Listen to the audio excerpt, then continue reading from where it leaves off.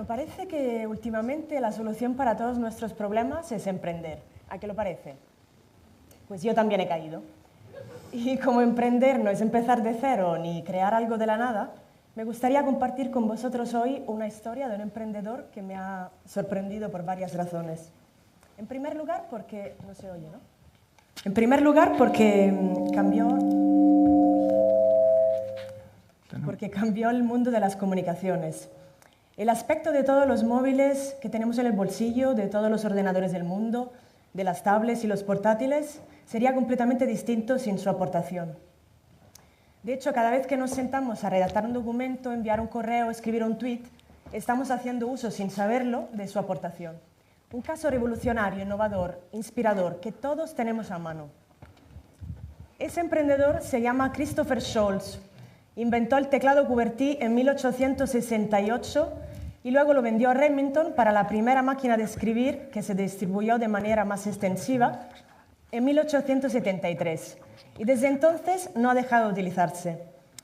La segunda cosa que me sorprendió es que Christopher desarrolló su innovación cuando tenía 49 años. De hecho, seguro que todos nosotros más o menos tenemos la misma imagen a la hora de pensar a un emprendedor. Y si hacéis uso de vuestro teclado QWERTY, aunque Nacho haya dicho que no se puede, pero podéis teclear en Google la palabra emprendedor y nos saldrá más o menos, según los dispositivos, la misma imagen. Una imagen de un chico joven, guapo, generalmente solo y, por supuesto, ganador. El que se llama un chico de éxito, ese de aquí. Pero esa realmente no es nada más que una imagen y no corresponde con la realidad. La realidad es otra. Si miramos los datos, nos daremos cuenta que el número de los emprendedores senior está creciendo y ha crecido notablemente en los últimos años, tanto que actualmente la mayoría, digamos, de los emprendimientos están liderados por personas mayores de 45 años, así como lo recoge este índice de emprendimiento llevado a cabo por la Fundación Kaufman en el 2014, donde se ve claramente que el porcentaje mayoritario, que corresponde al 30%, son iniciativas lideradas por personas de 45 a 54 años. Además, parece que los emprendedores senior tienden a tener más éxito a largo plazo. Y claro, los senior cuentan con sus experiencias vitales, posiblemente con la capacidad de liderar la incertidumbre que corresponde a cualquier comienzo de actividad. Cuentan con una red de contactos posiblemente más desarrollado, con mejor potencial que los jóvenes. Puedan contar quizás con una base patrimonial adquirida que puedan emplear, digamos, en el comienzo de la actividad, y posiblemente su actitud menos arriesgada a veces pueda resultar una ventaja a largo plazo frente a las iniciativas de las personas más jóvenes. Lo siento. Pero entonces, ¿por qué estamos pensando siempre que solo los jóvenes pueden innovar y los mayores solo pueden aportar tradición? Realmente, ser tradicional o conservador no tiene por qué estar relacionado con una fecha de nacimiento, ni ser innovador tiene por qué tener relación con la edad. Cuando Galileo publicó su obra más controvertida y más innovadora, Diálogos sobre los dos máximos sistemas del mundo, tenía 68 años, 12 años más que el inquisidor que finalmente le condenaría para declarar que la Tierra se mueve alrededor del Sol. Eppur si muove. De hecho, la obra de Galileo supuso una gran innovación para la realidad de la época, pero realmente no era sino la continuación de una larga historia y tradición de astrónomos como Copérnico o Giordano Bruno. Y es realmente que lo que cuenta es el proceso donde tradición e innovación se juntan.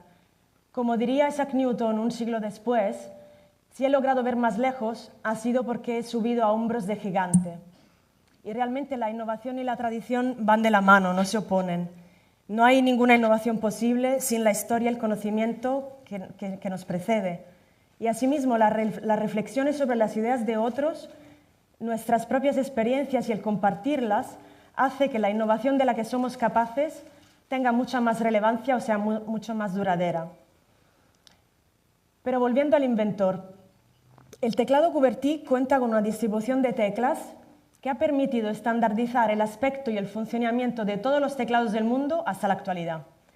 De hecho, Christopher Scholz siguió patentando innovaciones para Remington y para sus máquinas de escribir que hicieron que éstas siguieran funcionando, digamos, durante más de 100 años. Y siguen funcionando. Las máquinas no han dejado de funcionar, siguen escribiendo. Simplemente no las hemos dejado de utilizar. Bueno, ahora las utilizamos como objeto de decoración. Nos hemos quedado con la estética vintage contra la esencia de la máquina. Algo parecido pasa con las personas, que sin estar sometida a ningún tipo de obsolescencia, llega a un cierto punto que la sociedad nos impone una obsolescencia programada. Y esto puede ser los 65, los 63, o hay casos extremos de prejubilaciones que se han dado a los 48 años. Y sí, vivimos en una sociedad que se preocupa mucho por lo bello, lo joven. Estamos preocupados por quitarnos los rasgos del tiempo, por quitarnos las arrugas, ir al peluquero, teñirnos el pelo, por estar vestidos joven, a la moda, desenfadados. Estamos subyugados a la que se puede llamar una dictadura del presente, una sociedad líquida, donde prima el culto de la velocidad. Compramos cosas que al cabo de pocos meses están pasadas de moda, obsoletas, descatalogadas.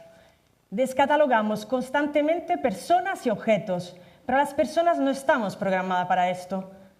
La experiencia no envejece y la creatividad tampoco, así como una máquina de escribir que bien cuidada sigue dando lo mejor de sí. Os aseguro que nuestras neuronas no se quedan secas como los cartuchos de la impresora, pero algo nos pasa cuando nos ponemos a mirar los servicios que estamos ofreciendo a las llamadas personas mayores.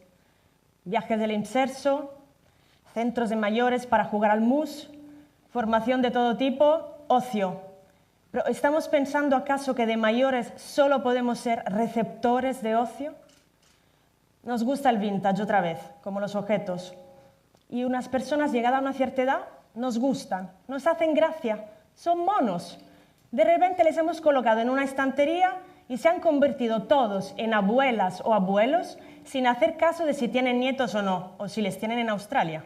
Les apartamos. Pero si miramos a los datos de la población, nos damos cuenta de que la sociedad envejece a ritmo creciente.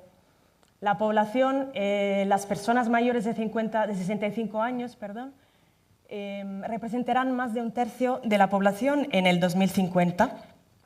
Por no hablar si metemos a los datos de las personas mayores de 50, porque ya los porcentajes se dispararían. Estamos ganando años a la vida, pero habrá que asumir de ir añadiendo significado, a menos que no queramos quedarnos todos en los lugares de retiro. Por suerte, no, porque las canas están de moda entre adultos, mayores, y además están de moda entre los jóvenes también. Así que la buena noticia de hoy es que ya somos libres. Somos libres de colas innecesarias, de gastos inútiles, de pruebas de color que luego quedan sinceramente fatal. Somos libres de elegir no ir al peluquero para teñirnos el pelo. Porque sí, los mayores de hoy no son los mayores de ayer. Ya no tiene sentido hablar de tercera edad, ni de cuarta, ni de quinta. Los mayores de hoy son diferentes, hacen deportes de riesgo, viven una vida muchísimo más larga tras la jubilación, de hecho se reinventan, rediseñan caminos, tienen nuevas carreras una vez en edad muy avanzada, son personas súper creativas, son innovadores, están conectados, es una mentira que estén desconectados pasivos y esto de mayores pasivos y mayores activos, ¿qué es? Están a la moda, son extravagantes, bueno, son quizás también algo egocéntricos, ¿por qué no? Han pasado de ser objeto asistencial a ser sujetos y protagonistas del cambio. Son un recurso social. Atesoran secretos memorables, así como las máquinas de escribir están hechas y guardan historias hechas de personajes y sonidos hermosos. Se produce una magia muy especial cuando un niño se sienta delante de una máquina de escribir. De los complicados engranajes aparecen letras negras en un papel en blanco. Y es como si la máquina contara su propia historia. Y es inevitable pensar, ¿qué historia será esta? ¿Qué personaje o qué periodista escribió en esa misma máquina? ¿Qué palabras se utilizaron con esas mismas letras? Esa misma magia se produce cuando se unen jóvenes y mayores. Y para aprovecharla, ¿por qué no ver más lejos? ¿Por qué no alzarse a hombros de gigantes? Porque esas son las personas mayores, auténticos gigantes capaces de alzar a los jóvenes para alcanzar a metas que antes fueran imposibles. ¿Y qué tal si la próxima vez que buscamos en Google saliera una imagen como esta? A ver si reconocéis a alguien en la imagen. Y salieran personas, experiencia, talento, personas adultas, niños, personas jóvenes, personas mayores, personas con capacidades diferentes, equipos, procesos. De hecho, otra cosa que hace las máquinas de escribir tan apasionantes es que funcionan siempre. No necesitan de batería ni de actualizaciones. No necesitamos descargar un driver de Internet para hacerlas compatibles con nuestro paquete de folios. Eran y son ecoeficientes, incluso mucho antes que esa palabra que ahora está tan de moda se inventase. Y eso hace que funcionaran ininterrumpidamente durante más de un siglo.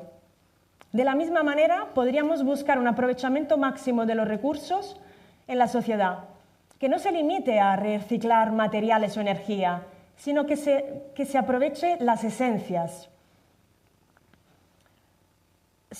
Vivimos en una sociedad multitodo, multicultural, multidisciplinar, multirracial y multigeneracional, por supuesto.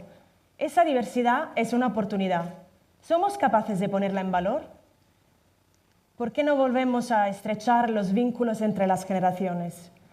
Para construir de verdad lo que se llama una sociedad intergeneracional, una cultura y una sociedad para todos y para todas las edades, donde los que cuenten sean los procesos de innovación y tradición compartidos, la inteligencia colectiva y donde la obsolescencia, hasta cuando no seamos capaces de rediseñar nuestro modelo de consumo, se quede con los objetos pero no con las personas. Volvamos a empezar. El éxito es cabalgar la evolución de las canas y la tremenda oportunidad que tenemos delante. Estamos rodeados de talento senior y de talento junior. Y podemos de verdad todos juntos construir una sociedad intergeneracional donde la innovación sea compartida y el futuro sea la diversidad. La revolución empieza ahora. Lancémonos. Gracias. Aparte de esto... Muchas gracias.